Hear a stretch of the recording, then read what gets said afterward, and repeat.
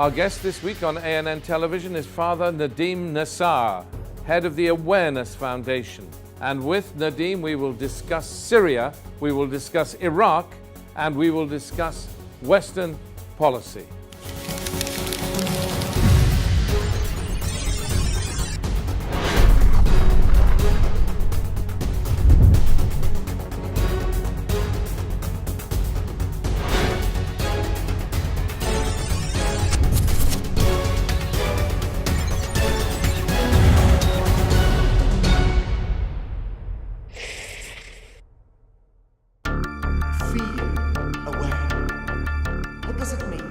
Father Nadim Nassar is the only Syrian priest in the Church of England. He is the director and co-founder of the Awareness Foundation, which he established in 2003 with Bishop Michael Marshall. The purpose of the Awareness Foundation is to study the Christian faith in the context of the 21st century.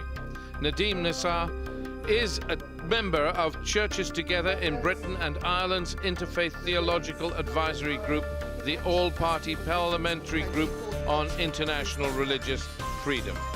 He advises the Foreign and Commonwealth Office, as well as lecturing in the Middle East, Europe, and the United States.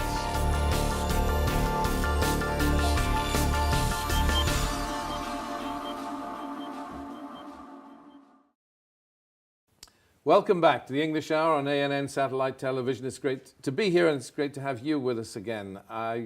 I'm thrilled because we have a very special guest today, Father Nadim Nassar, and you all know him very well indeed here on ANN, and what a hero he is of mine. Nadim, thank you so much. Pleasure to be back. Well, bless your heart. It's good to see you. Thank you. We have three subjects we wanted to discuss. So close to everybody's heart. The issue of Iraq, and you're just back from Iraq. Yes, indeed.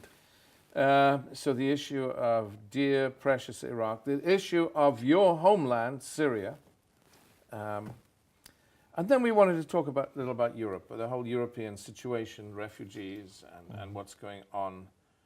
Well, I mean, no doubt the issue of refugees will come up when we're talking about Iraq and Syria. Exactly. But we want to talk about it then from a European perspective, what Europe is doing or is not doing, and what it should be doing, and so forth. So bless you. Well, we will, with your permission, we'll go to our first subject, which will be Iraq. Go ahead. Iraq has become a battlefield for the war against ISIS and is plagued by violence, poverty, and a failing economy, further destroyed by falling oil prices. Human rights abuses in Iraq are extensive, and women and children have been particularly affected. Although the recent liberation of Fallujah has been deemed a victory against ISIS, war and conflict in Iraq is far from over.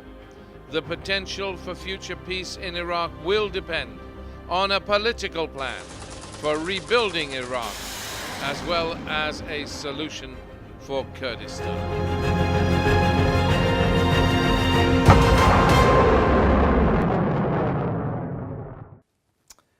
Wow, so Nadim, Iraq. I mean, you love Iraq, I love Iraq. It's a beautiful, multifaceted country, and like Syria, really. I mean, two gems in the Middle East. They're both countries with subcultures, if you like. Is that the right word? I mean, different dimensions, and Iraq is so precious with the Yazidis, with the Arab Sunnis, the Arab Shiites, the Kurds, oh gosh, the Christians, and the Christians come in all shapes and sizes. Absolutely. I mean, you have so many different, the Church of the East, which is one of the oldest churches in history. Yeah, and then you have strange groups like gosh, I can't even remember their names, but you have the baptizers who follow the ideas of John. Yes, the Sabia. The Sabia, yes. I mean, how unique. Call it Mandaiyin. Yeah, yeah. Precious place. All of this, and this one of the most precious countries on earth. cradle of civilization, where the Garden of Eden is purported to be, and look at it. It's instead of heaven on earth, it's hell on earth. I mean, your own experiences, because you've just come back, maybe you'd like to tell us a little of your impressions of Iraq, that blessed country as it is now. I mean, what's your thought about it? Yes. Yes, Exactly. it needed a sigh. Yes. Because we went there to work with young people and to prepare or to train ambassadors for peace, to make young people hopeful again, to empower them and to give them hope that they can be a power for change in their own communities, wherever they are.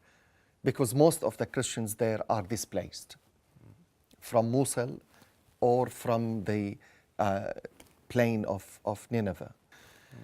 And the stories, William, we heard were unbelievable.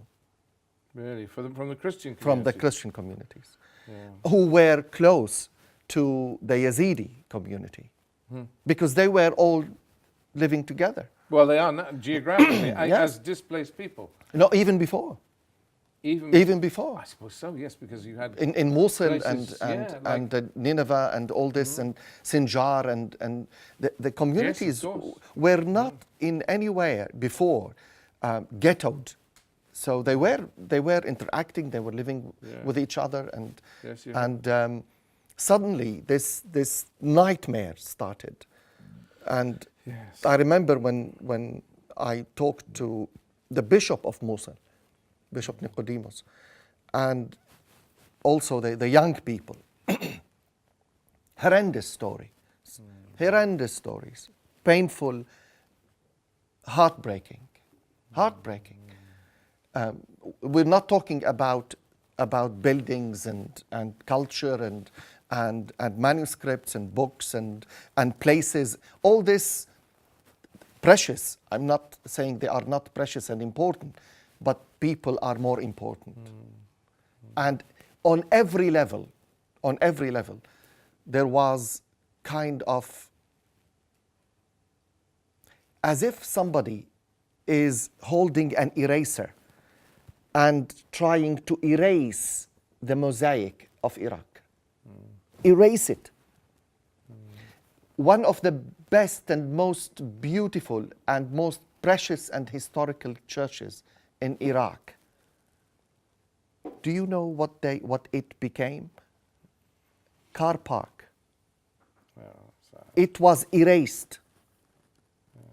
The number of Christianity in Iraq dropped between 60 and 70%, if not more. The people are broken, but still, you look at them, and when we started the training, they came alive. Those young people who were supposed to be hopeless, helpless, devastated. Yes, they have the brokenness in them, the pain, the suffering, the plight. But once you start giving hope and start talking to them about building and playing our role in the area, they light up. It was amazing to work with young minds, young hearts, with broken lives, but at the same time, they are willing to be light in wherever they are. And you were, Baghdad. Did you get up to the Nineveh plain? No, we were in Erbil. We were in Duhok. Last year, I had the chance, which was absolutely a life trip for me. I went to Najaf and Karbala. Oh, yes, beautiful. I was invited by Al Khou'i Foundation and Sayyid Jawad Al Khou'i, who is one of the founders of the Council for Religions in Iraq invited me, and the way they received me was unbelievable. The hospitality, the generosity, the love, the care. And I had the chance to meet 4 of the top Shia clerics in Najaf and in Karbala. Also, I gave lectures, and in the Kufa University, the UNESCO had a chair there for interfaith dialogue. Lovely. And the chair was given to Sayyid Jawad al-Khou'i, and he invited me to give a lecture. But coming back, I mean, because we could be lost in wonder of these places, and they are the most wondrous sights, just the sight of these places, and the vast male choirs singing, you know, just breathtaking. Amazing. Just breathtaking. Yes. But coming back to to the tragedy of Iraq, we have a situation now where the West has, well, it hasn't liberated Anbar province. It's taken part of Anbar province at huge cost. Fallujah, I remember going through Fallujah after the first siege of Fallujah, driving through Fallujah, and the place, it was a wonder how anybody, I mean, the place was, there were hundreds of thousands of people in the place. It was bustling, but it was a wonder how anybody had lived through that. I mean, the buildings were, there was not a building, it wasn't merely bullet hole ridden, it was shell fire riddled. They were shattered. As we see now in Syria. I mean, it's not unique to Fallujah, it's terrible. And now this second siege of Fallujah has basically made all of these people, I hate the word internally displaced people, because But they are. but they're refugees, really. Because in many situations, they're worse conditions than those that have crossed a border. And we call them IDPs, and it sounds less frightening to us in the West. You know, it's a smaller word. But a refugee is somebody who's left their home. This is a United Nations word, IDPs. But these people are really, they're refugees in the most miserable circumstances, because they don't even have a camp very often there. So, are we doing the right thing for a start? The Western policy. Well, the problem goes back to 2003, William, when the West came in to remove Saddam. No one says that it was wrong to remove a dictator like Saddam, no, a horrible dictator not. like Saddam. Yeah. But at the same time, to enter with no plan how to rebuild the country, to enter with no plan how to empower those people to build their country back, is horrendous. Because if you remember in the Second World War, when the Allies invaded Germany and took over Germany, there was a plan to empower the Germans to rebuild Germany, and they did. Yeah, they had the Marshall Plan. Nobody could tell me that, oh well, it's a new thing, we didn't know what to do. You can't enter a country destroying all its institutions, including the army, including all the governmental institutions, and you somehow expect the people to organize themselves automatically and rule themselves. What are we talking about? Those people have been under Saddam and other dictatorship for decades. They don't know, even for generations. They don't know how to be leaders, how to rule, how to run institutions. How do you expect them to build back their institutions? Yes, and, exactly. and I think the report, the Chilcot report, recently was published. There is this dimension of the lack of planning, the lack of, well, all what we want is to take down Saddam. And what about the millions of people in the country? The tragedy is that in many instances there were plans. The State Department worked on plans. And for example, I mean, one particular dimension that I know of. Ghanem, I'm sure you won't mind me mentioning his name, one of the Iraqi opposition that was connected to the Al-Qaeda Foundation, Ghanem Jawad. Yes, I know.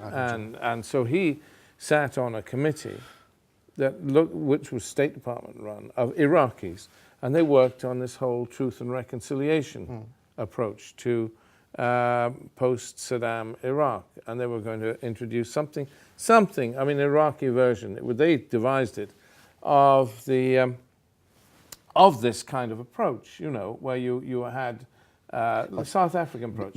Bishop Tutu did not, with his reconciliation, Truth and Reconciliation Commission, did not replace the institutions, William. Exactly, but what that is not a replacement to the institutions. No, but then in came Bremer with instructions from Rumsfeld, and they pushed all this out the window, and they said, no, we're going to have a de-Baathification law, and we're going to, you know, and sack. And who has the right to put an American governor of a country? I mean, this arrogance of sometimes of the West, marching in, and we know best, and we are the best. Don't worry, we will sort it out with our understanding of democracy. Democracy is an elastic concept, William. It is. And it is like this water.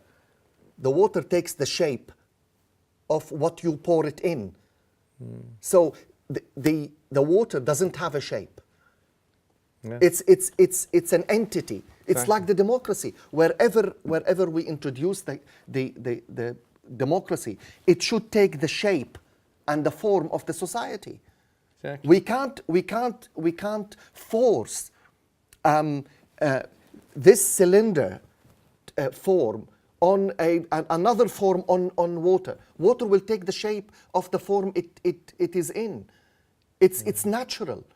But always the big words of the West, we're going to give them the democracy. Well, where is the democracy now? Well, after Bremer? Even the democracy that we give them, actually, is not really democracy. Because in the beginning, I know... and which democracy? Well, exactly. Which one? The British one? The American one? The French one? The German one?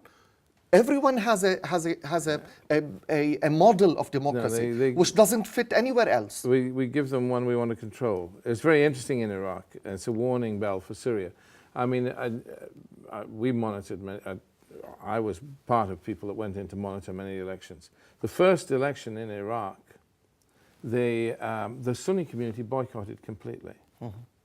So the result was very odd result. So the Americans were in there at the count with the United Nations, and they said, no, for the good of Iraq, we must allow some Sunni MPs, a proportion of Sunni MPs to be elected. The Sunni community just boycotted the election. So the result was very disproportionate. And you had national constituencies. So it was, and after huge arguments in the count, at the insistence of the Americans, the result was manipulated to give some... Okay, fast forward some years later to more recent times, and you have a similar situation. This time, the Sunni community had the edge, but the West, I'm being very controversial here, but I don't mind. The West had their own client member, Prime Minister, who was standing again. And this time around, instead of the Sunni communities having the minority, they had just a very slight majority of the vote. Iyad Alawi was actually leading a very fragile, rocky Sunni coalition. The West said, no, we must have Maliki back. So we must, and they lobbied, and they lobbied, and they pushed, and they pushed. And the West believes in the democracy that they can control in the Middle East. Yes, if they cannot control, it's not a democracy. Yeah. And even we have some examples. Even in the West, we allow things to change, but if it doesn't, these things change not in the way the system accepts. then everything Yeah, gets nervous. absolutely. I mean, today in the West, yes, and I've seen it. Yes. And Well, now in America, the party is divided about Donald Trump. Well, isn't that democracy? Yeah. Well, take what the system is bringing. Yes, what the people want. And the way the Conservatives have rigged their, well, I think anyway, their election for the, and they're choosing the Prime Minister for Britain, and they've made a coronation. They put their Queen in without any vote, even from the party members, by fiddling it all along the way and putting pressure and making deals. I mean, Boris, I love Boris, but how did he become Foreign Secretary? He became Foreign Secretary because a deal was made. Everything quietly, is a deal. Behind the scenes. Everything is a deal, William. But Haram. The whole wars in the Middle East are deals. I'm not a politician. I'm a priest. When I look at the things, I look from the human perspective. I don't look at them as a political game. For me, I'm a Syrian. I'm a human being. I'm a priest. I look at the plight of the people, at the high price that we are paying in Syria, in Iraq, in Lebanon. Do you think Lebanon is safe? No. Look what is happening in Lebanon. We must move on. I said we haven't even scraped the surface of the Iraq issue, but I want to talk a bit more about Syria. And so let's pause for a moment, if we may, and turn to the Syrian issue. We are now in the 5th year of conflict in Syria, and there is not yet an end in sight. Syria's civil war has been called the worst humanitarian crisis of our time. Over 4.8 million Syrians have become refugees, crossing the border into another country, and a further 6.6 million people are internally displaced. Besides the humanitarian catastrophe, the Syrian crisis is directly impacting Europe, as the Syrians make up the highest number of refugees to Europe. Looking forward, what is the next step to creating peace in Syria, and what will need to be done to ensure that refugees and displaced Syrians can return home?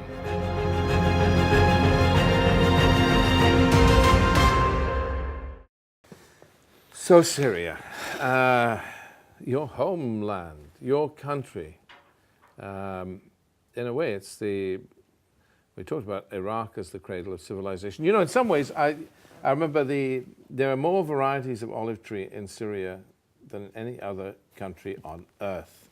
So everybody associates the olive tree with Palestine, but Syria is where it obviously came from.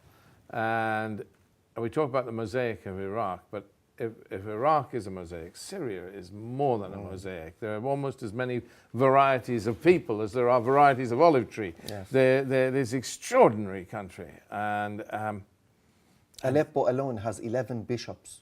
no, really? Yes. Yes. 11 different bishops. Different bishops. How do they manage that? Only Aleppo. Wow. Gosh, so that's the 11 different Syrian Christian factions in Aleppo. In Aleppo. Gosh. Unbelievable. It is an unbelievable country and so exquisite. And here we are. I mean, I don't know where to begin. We will find some hope in this at some point, but... You are exactly right. I don't know where to begin and how to understand what is happening in Syria. In Syria, there are more than 400 organizations like ISIS fighting. And we are talking about thousands of jihadis pouring in Syria and in Iraq, of course, through the whole open borders of Turkey. Yes. And we are looking at Turkey at the moment. I don't want to go into the turbulence of Turkey at the moment, but I look at the schizophrenia that the West is going through. On one hand, Turkey is a NATO. On the other hand, it is okay to open the borders. Open borders for 5 years for jihadis to pour in Syria and Iraq. That's fine. The NATO turns the blind eye. Yeah, it's more than that. The media turns a blind eye. Yes, I of mean, course. I've been horrified by, even last night on the television. I mean, I know this program was recorded, so it won't be last night, but never mind. Last night, somebody was talking from Turkey. From Turkey. And saying, you know, we have to be so concerned about the events in Turkey because Turkey is vital to us as a pillar of our attack on ISIS. This is a journalist who, have they no brain? Don't they know? Can't they see? Are their eyes closed? You know, I mean, because a Turkish minister says we are attacking ISIS, they believe it. They don't actually look and see what's happening. And this. And where is the Syrian oil being exported to? Yes. By ISIS. Yeah, but to Well, Turkey, of through course. thin air? I don't know. Yeah. And how many thousands of pickup trucks come across brand new Yes, from Turkey? from Turkey. Thousands upon thousands and thousands for ISIS. You're talking thousands. Yes. I mean, you know, and this. I was told in Iraq that now ISIS has a currency. Yeah. They actually have their own. They do own have coinage, currencies. Presumably minted in Turkey. I shouldn't be surprised. I don't know. Everything is through Turkey. I mean, there is not a volunteer that doesn't come and doesn't meet somebody in And Istanbul. tell me something. I mean, Yeah. when the whole world is coming together to defeat ISIS, and you look, it's a joke. You look, it's an organization, for goodness sakes. Yeah. It's not Hitler and the whole Nazis behind it. And they are not causing a world war like Hitler caused when the whole world was involved. An organization which could be eliminated if the West wanted. Of course they could. I mean, of course Within they no could. time. Yeah. Within no time. All they would have to do, stop bombing everybody and bombing all these Exactly. cities flat and causing more refugees. Just close the Turkish-Syrian border. I wonder. That's enough. You would choke them. You'd choke them. I wonder what are the satellites doing over the Middle East when they don't see the convoys of ISIS walking or driving from Raqqa to Palmyra in the desert, and suddenly all the satellites were blinded. And we want to play the game and be stupid and say they want democracy for us. They want to bring democracy. Well done. What about the business of war? Nobody talks about the business of war. Why? I have a question. In all the campaigns, election campaigns, in this country, in the UK, in America, in all the Western countries, why isn't there any part in the election campaigns about weapons? No journalist ever asks the candidates of being presidents or prime ministers or whatever, what are you going to do in exporting and importing weapons and manufacturing weapons? This question is a taboo. Nobody asks. Why? Because it's business. The war business now is much more profitable than the business of peace. And we need to turn this upside down. There have been attempts in history. There was a man called Robin Cook, who was British Foreign Secretary briefly. When that first Labour in the early days of the first Labour government in Britain, they tried to bring in an ethical foreign policy. And I remember meeting, both these men are dead now, Derek Fatchett, who was then the Minister for the Middle East in the UK, before Labour took power. And he said, look, the ethical foreign policy, we like it. We're going to try it. We have, you want to test us, watch. There's an order for British armored cars for Indonesia. Under an ethical foreign policy, after the election, we should stop that if we're really committed.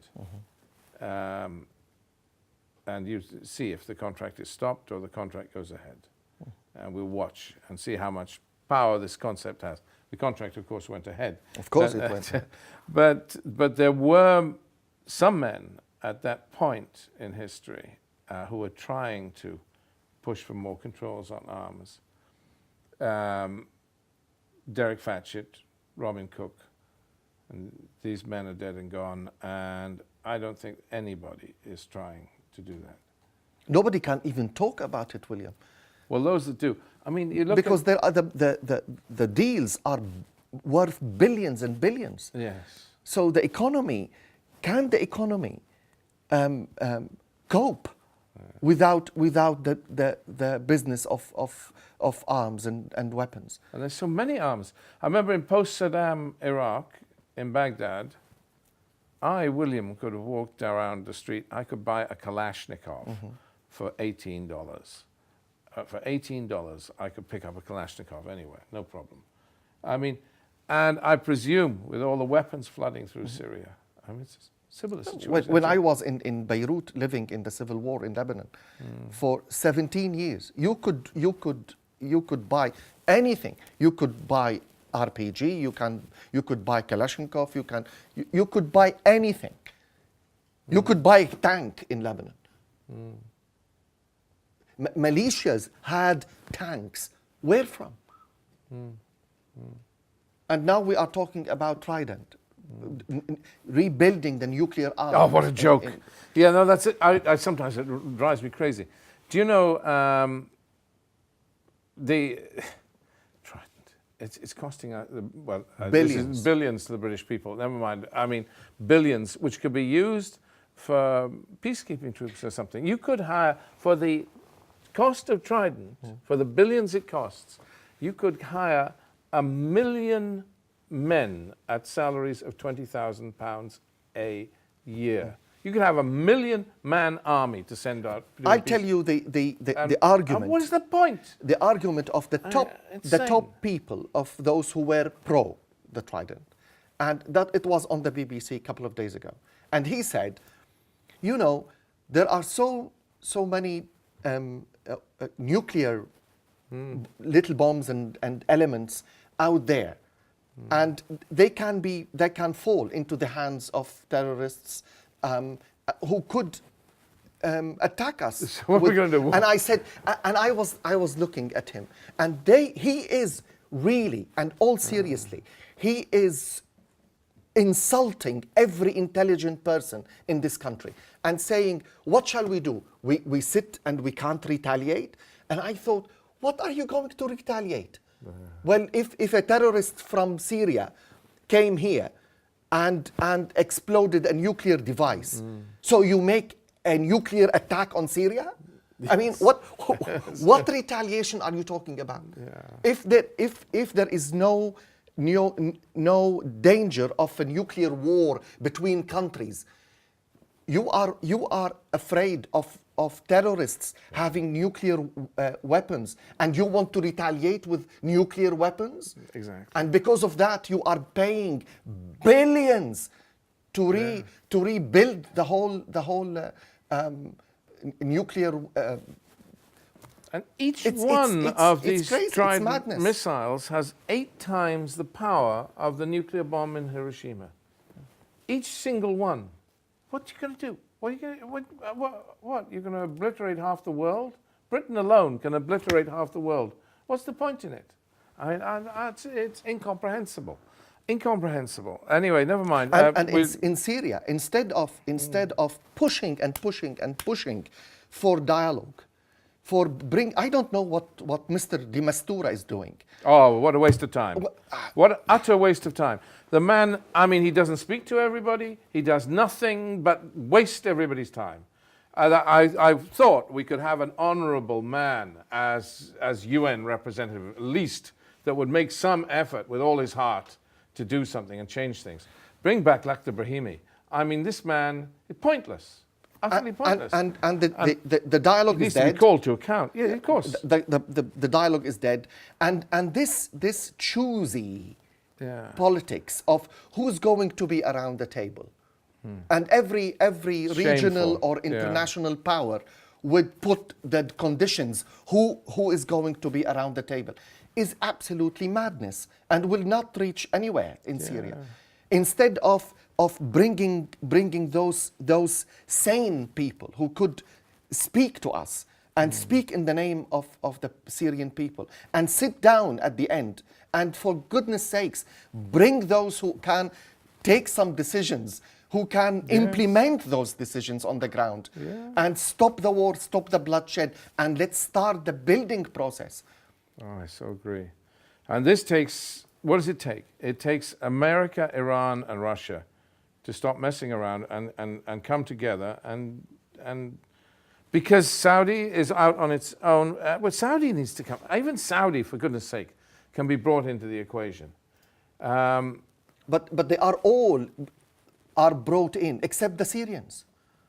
Everybody is involved. But the except problem the is not the Syrians, is it? Really, at the end of the day, No. it's El Alamiya. It's the It's the deals. the players. Yes. I mean, if I think we have to wait for the deal between America and Russia in order to see the implementation in Syria. What can we say? And who is able to end this madness in Syria?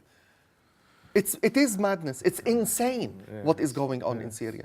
It is the worst ever that the world has seen since the Second World War. yes, and you think of the displaced people. I mean, 13 million displaced Yes. people and refugees, plus over 1 million dead. Yeah. I mean, that's half the Syrian population. We used to talk about Of the course, Syrian half. population as being Yes. 26 million Yes. before the war. I mean, of course, there are no accurate censuses, but that's half the Syrian population Yes. is displaced. And is on the move. Yeah. On the move. When I went to Latakia last year, I couldn't recognize the city I grew up with. I said to my sister, "Is this Latakia? What happened?" It tripled in population. The pressure on every hole in Latakia for people to live in like 10 people in one room, or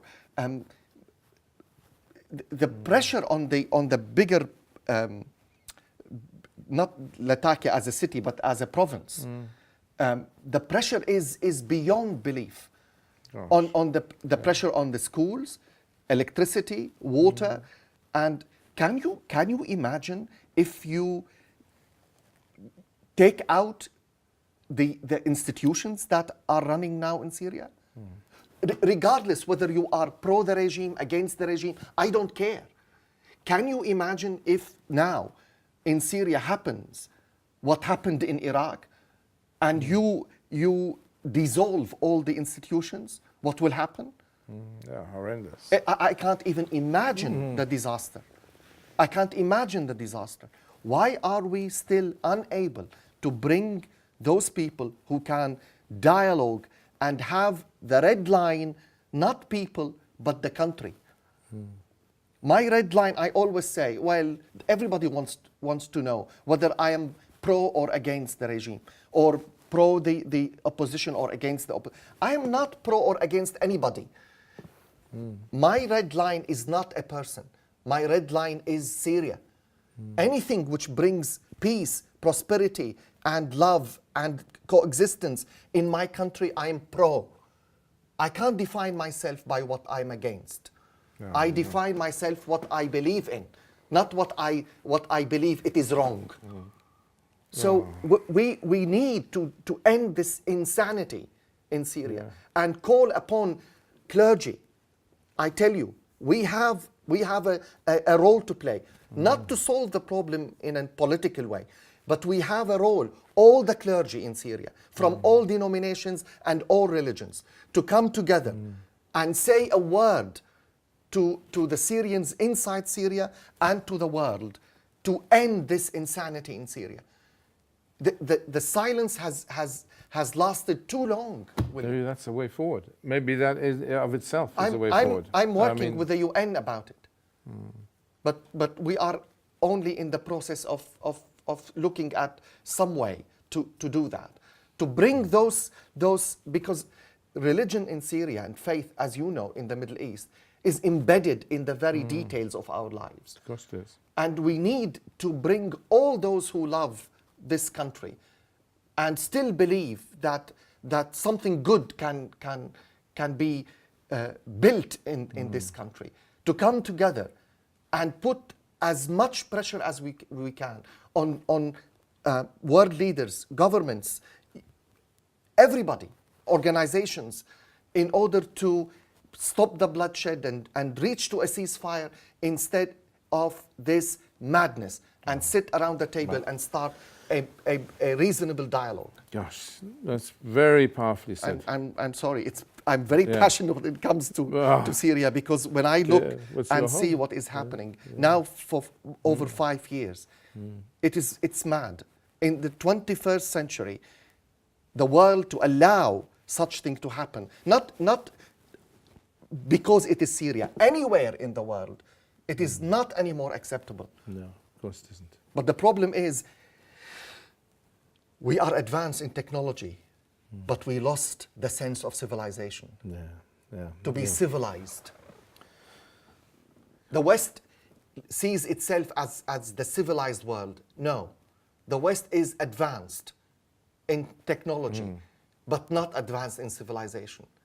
Well, let's hold that thought, because we need to just briefly, because time is running out, but we must talk a little about the situation in the West and what the West is doing. In 2015, more than 1 million migrants and refugees came into Europe, and we have been hearing Europeans complain about it ever since. The real issue, however, is the fact that people are unable to stay in their countries due to poverty, violence, war, and abuse. Despite the popular narrative about economic migrants, many of these people coming in would prefer to stay in their own countries, if it were possible for them to do so. How can Europe combat the xenophobia which is resulting from incoming migrants and refugees? What is the best way for Europe to respond to the refugee crisis? And what role can Europe have in the resolution of the conflicts at the heart of the issue?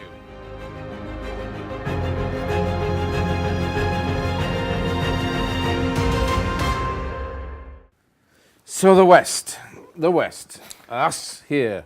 Well, there are so many issues in it, but the West and refugees.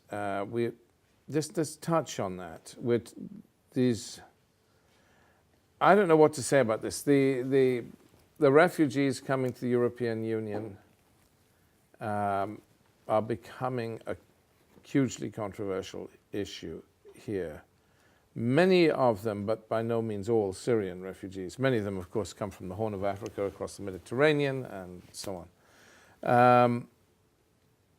You could say, as somebody once did, that migration is the best way to introduce equality into our society. And maybe it's making a better society. You know, I mean, we've seen migration on this scale before. We may not think we have, but the Second World War, of course, and the aftermath of that. The migration was on an even bigger scale.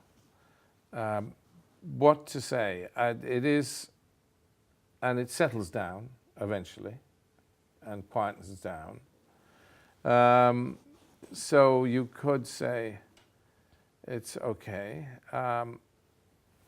But it takes a little of our humanity away as we become more xenophobic as a society, more hating of the outsider. There's almost an inevitability about that, but it's sad. But we see this reaction to the people coming in.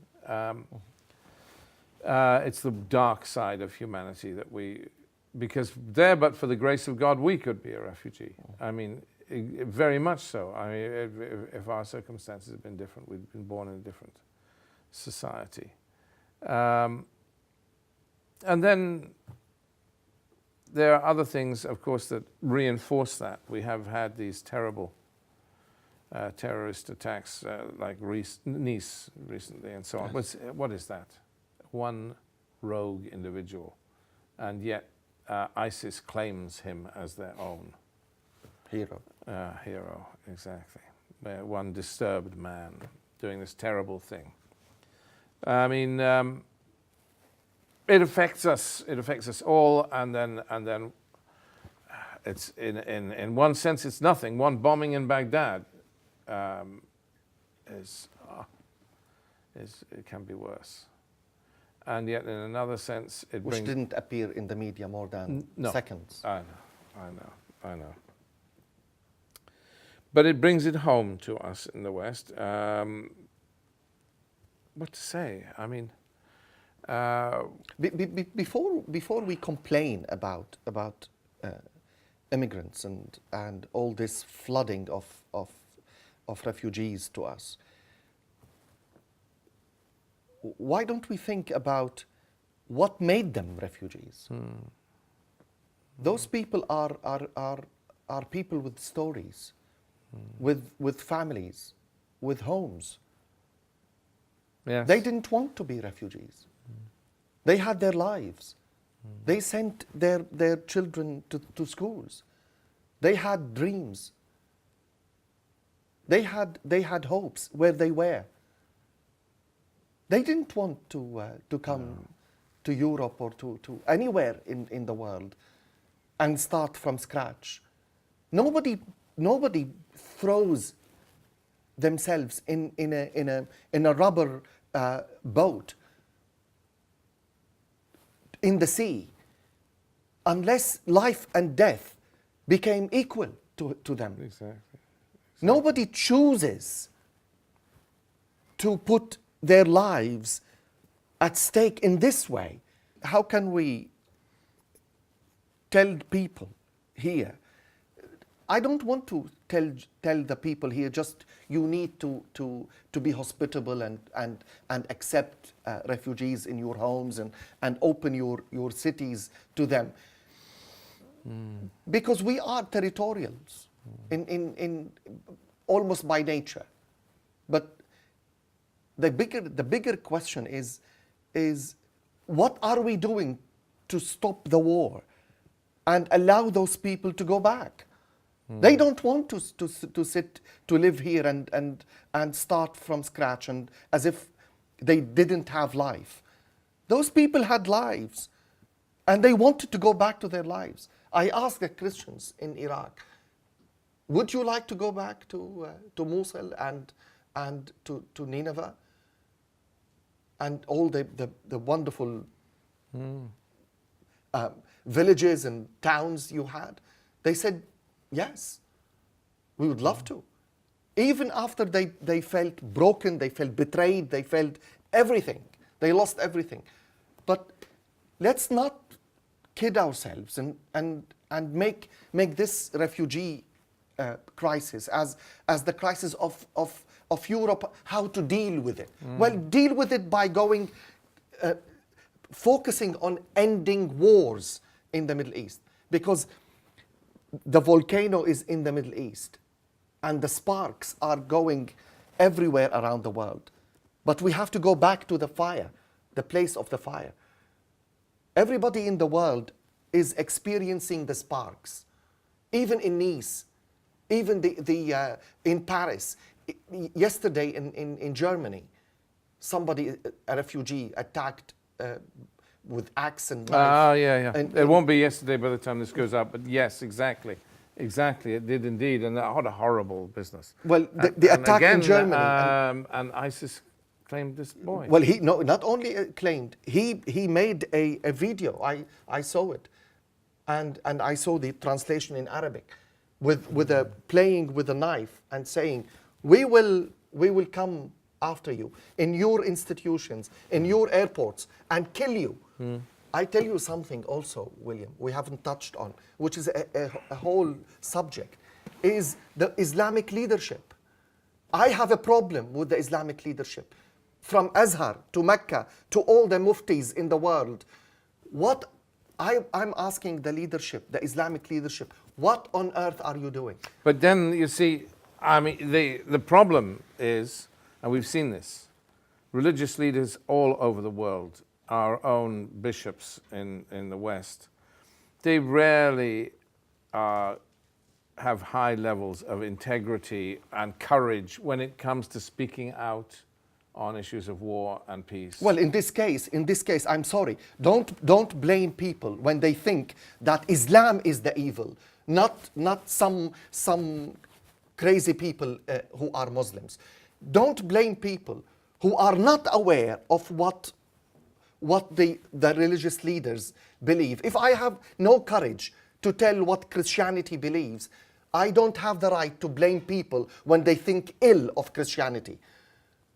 Because you see, I mean, do we see really, I mean, I know we get statements from some, but from the Archbishop of Canterbury, a very good man, but is he going to take that extra step of speaking out about the kinds of ethical issues we've been discussing, about arms, about No, the he's role? not. I mean, he's not.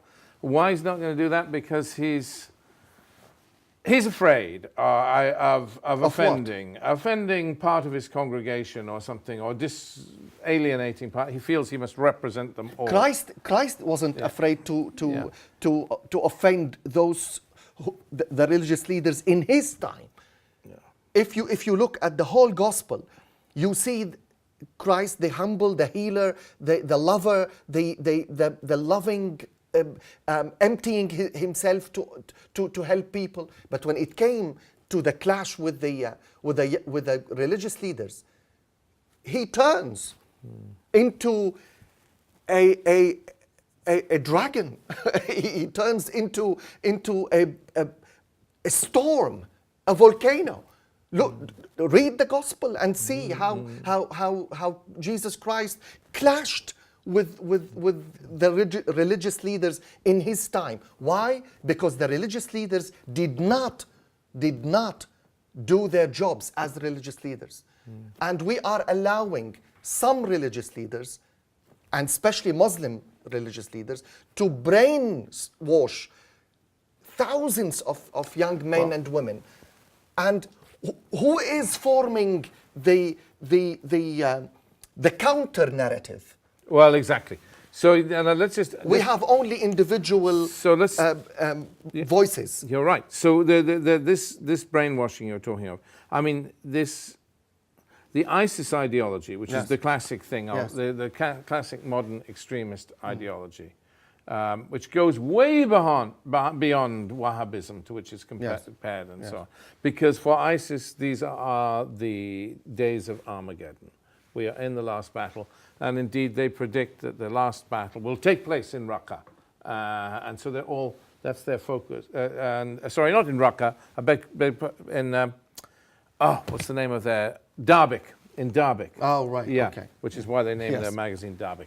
Their last battle will take place in Darbik. So they have this whole, I don't know what you call it, mythology that's built up, along with this sense of a kind of perverted form of absolute Puritanism, where they're going back, it's kind of a Salafism. And you have this leadership that is therefore very attractive, because young people feel that they look at the Sunni community in Iraq, for instance, they feel that they're being victimized. Well, absolutely, and so then they see this Puritan ideology that talks about Armageddon, that is very fanatical. They don't see it as fanatical. They see it as a saving power. But where is the counter narrative in Islam? Well, the counter narrative, never mind Islam, the counter narrative anywhere. Anywhere. Yeah, And it's not, I'm sick of hearing this argument, but this doesn't represent Islam. What does represent Islam?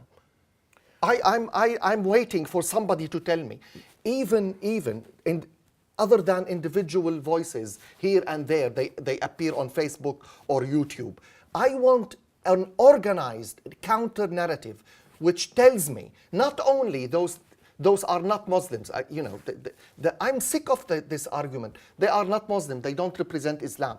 What does represent Islam? If those sick people are brainwashing thousands of young men and women to join them, why are you not allowing your godly Islam to stand against that and defeat it? Well, the Prophet Muhammad said, anybody from whose lips and hands the world is safe is a Muslim, on which basis you too are Muslim. Of course. And indeed, one great, I would say great anyway, I won't name him, one great spiritual leader, Muslim spiritual leader, told me on that basis that I was Muslim. But he said, but you're not Mu'min, William. You'd have to give up alcohol. You want to be Mu'min. I said, if this is the that problem, was a tough test. It's for the me. simplest problem. Well, not simple for me.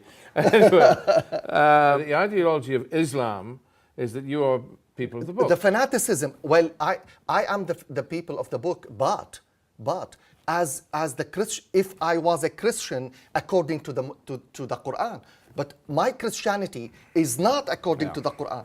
I believe that Jesus Christ is God, and that makes me mushrik. But nonetheless, if you're talking traditional Islam, as I know it, it's a religion of love and compassion. Where is it? It's there because Where? you see it. But the point is that it's not enough to be there. It's in the time. Yeah, but Nadim, in a situation in which the Christians are busy bombing every town in sight, I mean, nobody is bombing in the name of Christ. Oh well. Well, and I doubt that those governments in the West are being called Christian. You are stretching the word Christianity very much. We are talking about the West as Christian. Since when? The West is not Christian at all. At all. It is secular. And the secularism in the West is an atheistic secularism. It is anti every religion, not only Christianity, and especially Christianity. Especially Christianity. The secularism in the West is more friendly to Islam than Christianity. Let's put things in their places. Muslims put themselves in this victimization form, and we're talking every day we talk about Islamophobia. You know what is Islamophobia doing? It is focusing on the idea that is supporting ISIS, which is what? Islam is in war with the West, and the West is in war with Islam. And because of this, it is activating the minor jihad. Sure. But we come back to this. Muslims are, in many instances, victims. I mean, in Syria, Iraq. Yes, absolutely. And whole towns have been wiped out. I agree totally. And, you know, so I expect, because of that, I expect the leadership to be more firm in their responses. So we need now, and it applies to all of us. It's not just to the Muslim community. We should set our example, our own. Well, I think you do set the example, but the rest of our faith leaders should be setting an example by evincing standards of integrity, standards of compassion, compassion's love in action. This is not coming out, and they should be talking on these issues in a way in which they are not. I said in many interviews I had on Islamic channels, I said, we can support you. We can go the journey alongside you. We can empower you. We can love you. We can be with you, but we cannot do it for you. No, but we can't do it for ourselves. For ourselves, yeah, yes. And we are not doing it for ourselves. We have to be careful about pointing the finger at moderate Islam for not manning up? I don't believe there is something called moderate Islam or moderate Christianity. Either you are a Muslim or not, or either you are a Christian or not. Okay, but You're talking about integrity. Either I have integrity in my faith or not. There is nothing called moderate religious person. Either I am a Christian or I'm not a Christian. Either I am a Muslim or not. So but this this classifications is making the water a mud. Am I a moderate Christian? Actually, I'm not a moderate Christian. I'm a radical Christian. But radical in what way?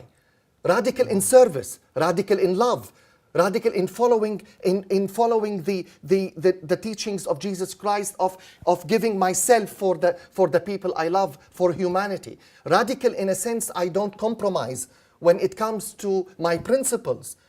In this case, yes, I'm not moderate at all.